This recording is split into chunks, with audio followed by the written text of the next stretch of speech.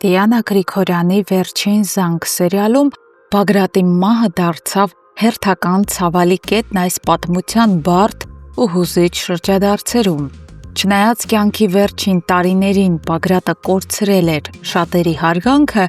նրա մահը անտարբեր չթողեց որևէ մեկին, սակայն մեկ մարդ կար, ում համար այս կորուստն ամենացավալին էր, դա Անետն էր։ Եղբոր մահը նրան ցնցեց մինչև հոգու խորքը։ Հենց այս զգայուն պահին նրա կողքին է հայտնվում Հենդոն։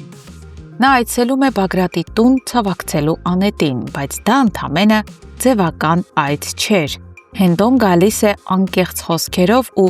իրական մտահոգությամբ։ Նա ասում է, որ գիտի, այս մահն ամենաշատը հենց Անետին է կոտրել, եւ ընդգծում է, որ իր դռները միշտ բաց են նրա առաջ։ Այդ խոսքերը հնչում են պարզ ու մաքուր, բայց դրանցում կուտակված ջերմությունն ու անկեղծությունը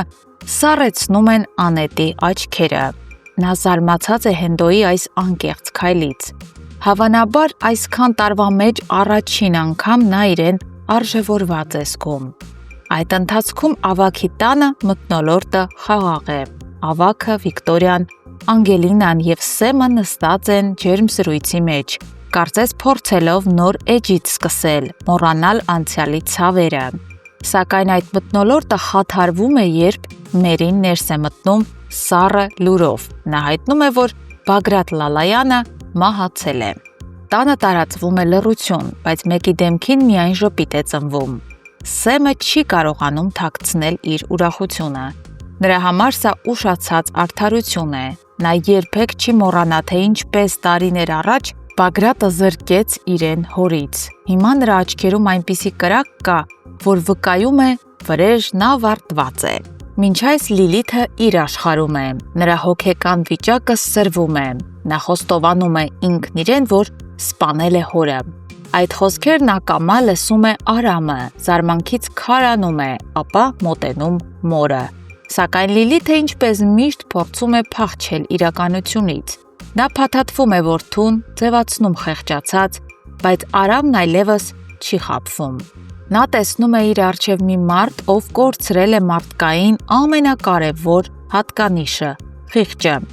Արամի համար դա շրջադարձային պահ է։ Նա գիտակցում է, իր մայրը հոգեպես այլևս չի կարող ապրել սովորական աշխարհում։ Անգելինան էլ այս բոլոր իրադարձությունների մեջ փորձում է հավատարիմ մնալ իր արժեքներին։ Նա որոշում է Մերիի ու Սեմի հետ գնալ Արամին ցավակցելու։ Բայց ոչ միայն Արամին, նա ցանկանում է տեսնել նաև ամենակարևոր մարդուն իր կյանքում՝ մորը, Աննային։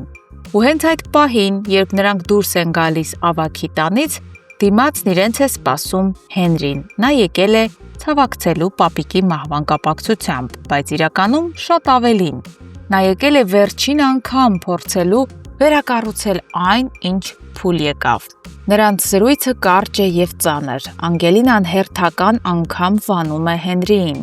Նրա խոսքը, որ իրենց միությունն անհնար է, վերջնական փակում է Հենրիի սպասման ու հույսի դռները։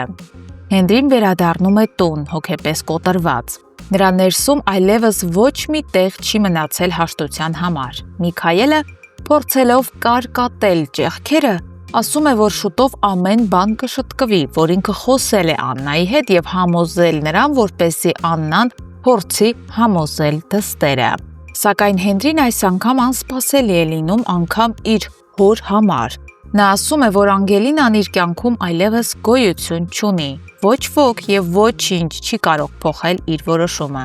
Հենրին վերջապես ազատում է իրեն անցյալի կապանքներից, հայտարարելով, որ ջնջել է Անգելինային իր կյանքից։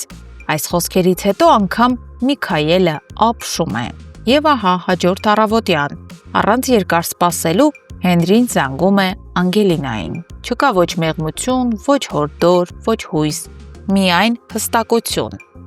Նա ասում է, որ հանդիպում է նշանակված ԶԱԳՍ-ի մոտ իրենց պաշտոնական բաժանությունը գրանցելու համար։ Անգելինան քարանում է, նրա համար սա դառնում է անսպասելի հարված։ Նա գիտեր, որ Հենրին վիրավորված է, բայց երբեք չէր պատկերացնի, որ վերջը այսքան մոտ է, այսքան վերջնական։